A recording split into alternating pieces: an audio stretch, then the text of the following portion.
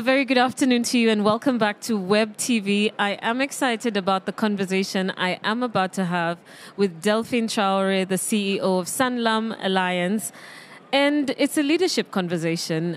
It's a conversation about you as a leader, as a woman, being at the top. So it's a view from the top, so to speak. So thank you so much for making time to be with us. So Delphine, I met you yesterday. Yes. And I must say, I really had a good conversation. And naturally, you get curious. How did she get there? Tell me a little bit about your background. So I'm Burkinabe, from Burkina Faso. And just to make sure that we don't sit here for half an hour telling you my story. So I went to school in the U.S., finished and worked in the U.S. for about 10 years. I started right away in the insurance industry. And then after that, I went to Canada, and this is where I joined Allianz in Canada. First as an underwriter, right? Just regular sales and things like that. I was there 8 years, and then by the time I left, I was running the marketing division and business development for the whole of Canada. And you must have been quite young at that time. Don't let the face fool you.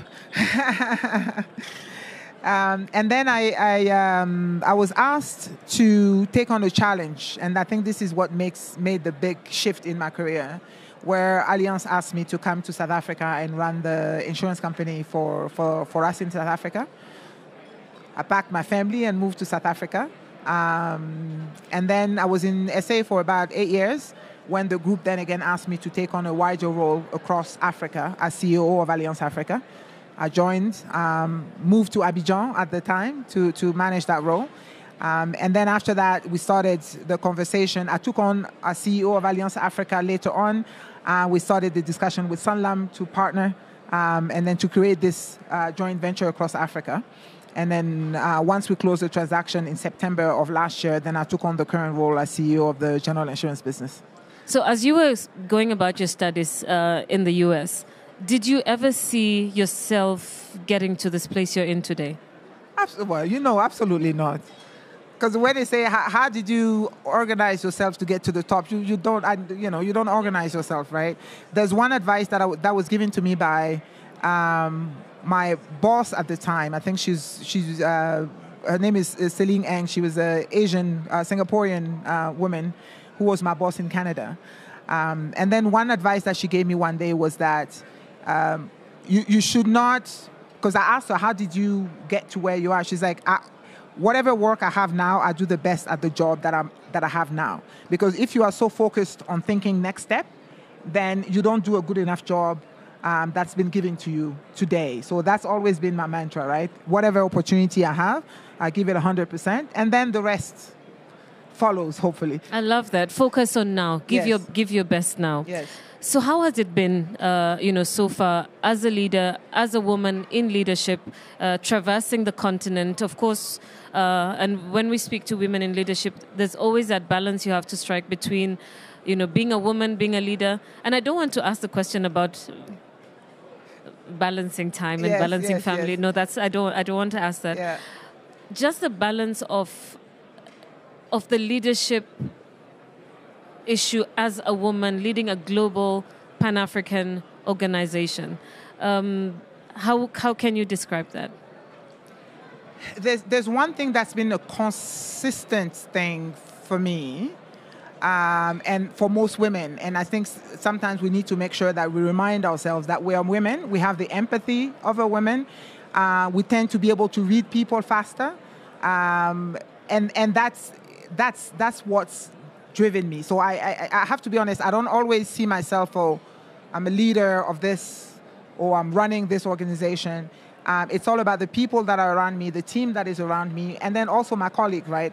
How do you get the work done being as open and as sensitive and as empathetic that you can with your colleagues, with your direct reports, but also with the business partners that you're working with. So it seems like an easy way to answer the question, because if not, the rest is too complex to delve into, right? Yeah. And what would you say are some of the, along the way, some of the challenges that you may have faced from a career perspective, and how did you go about some of those challenges? Well, as women, the challenge is always, when do you have children? And are you ready to kind of put your career on hold while you have the children?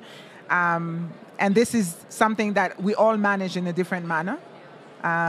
So that was a challenge. And I always tell my kids today, I hope I did a good enough job, despite the traveling a lot. But then at the same time, you create children that are very independent and that are very close to each other. So that's been a challenge, to be honest, as you grow into I would say that would have been my number one challenge, to be honest. So I know you said you don't really plan to be a leader, but then again, we went back and said focusing on the now develops you for the future, right? So I'm just curious about were there any calculated risks that you've had to manage along the way? And I'm almost, in every path of life there is. Is there some that you can single out, one or two, and how you navigated that? I think the single biggest one for me was being asked to become CEO of Allianz in South Africa, having never been to South Africa, not knowing the market, not knowing the business, being a black woman, and not South African, right? So at first when I was asked to take on the role, I said, I don't know if I'm ready for that type of challenge. But then, how many other challenges like this are you going to get in your life, right? My first view was, I've never been a CEO before, and you're asking me to be a CEO. And my boss at the time said, well, everybody that's been a CEO, at some point they were not, right? So you need to... and it's been fascinating for me. It's been a country that I've come to love. It's been an industry where I've grown quite a bit on balancing the business aspect and also the cultural aspect of a market like South Africa. I've learned a lot professionally. I've learned a lot personally. And it's one of the risks that, I wish I would have taken earlier. I remember when I was leaving Canada, and then my colleagues were saying, "You going where?" I said, "South Africa." And they said, "But why?" Right? You're here, you're in Canada, life is great except the weather, but everything seems fine. And then you're going to take your children to Africa. But it's been the biggest move, at least the most fulfilling challenge that I've taken on. Delphine, one of the hallmarks, I believe, of a good leader is creating a pipeline of similar leaders. And I'm speaking about women in this case. What are you doing in that space, in that mentorship space? Are you holding somebody's hand? Is there something you're involved in that is nurturing the next generation of leaders? So there's two ways, right? Because the first one is how do you build the next pipeline is a key one. Because we tend to say, let's put women in certain roles, and then we don't find them. But at the same time, what are we doing to make sure that we're bringing them up? So that's one of the first things that I felt I needed to do, not just for the industry that I'm in, but also for young girls at large. So with some initiatives that we've taken, we're supporting young women in STEM technologies just to make sure that we are bringing up the young women. They may not end up in our industry for the next 10 years, but at least we're helping creating that pipeline. And then in the environment that we're in, there's a lot of women that are in roles that are not really market or client facing. I was laughing earlier with someone because I said, I'm here at the Africa CEO Forum. And then I just realized that the whole team of SanlamAllianz that came with me, that I brought here, are all male, right? And then it was just, when I was coming, I said, we need to bring the top leaders of SanlamAllianz into the organization, especially in the general insurance business. And it just happens that they are all male, right? So then this puts, again, more pressure to say, we have some very strong women in the executive team, but they're not in the roles that are client-facing, and that's what we need to work on. Let's flip the coin now. Who was that person for you? Who mentored you, who coached you, who held your hand along your career? It could be one person, it could be more people. Who are these people? There's a few people, maybe 2 or 3 of them, mainly male. I've had maybe one woman at the earlier part of my career, but it's been mainly men. And the reason sometimes that it happens that it will be a male colleague that is lifting you up is because at those level of leadership, it's mainly men, right? So I've had a few, depending on as I was going through my career, then the person would change because, we talk mentor, we talk sponsor. My sponsors have been my mentors at the same time. To this day, we stay in a close relationship. When I have an issue, I still call on them today. They are still sponsors of mine today. But it's people like this that you cannot move within your career without that, right?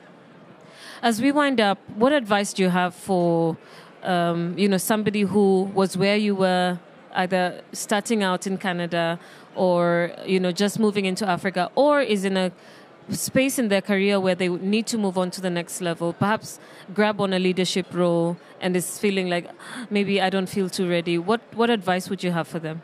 We're always ready. We think we're not ready, but we're always ready. There's an advice that I give both men and women, but also especially women, because we tend to be the ones that we are readier than we think, and then we don't take the step forward, or we are waiting for someone to, pull their hands out to pull us through.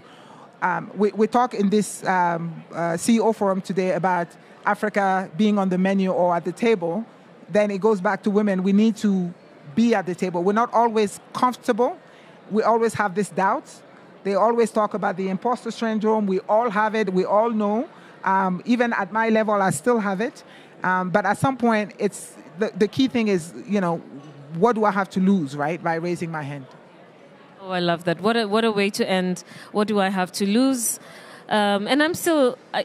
that imposter syndrome thing, I always feel like no matter how far we go, how great we can be, there's still that little voice saying, yeah, maybe you could have done better. Yeah, maybe. exactly. Yeah, but thank you so much, Delphine, for making time to speak with us, to share with us your journey, your leadership journey, the nuggets that you have shared with us as well. Thank you so much. No, thank you for having me. For making time to be with us. So I have been speaking with Delphine TRAORÉ, the CEO of SanlamAllianz, on her leadership journey, literally the view from the top. You're watching Web TV at the Africa CEO Forum Annual Summit 2024 from a bright and beautiful Kigali. We'll be back in just a moment, so don't go too far.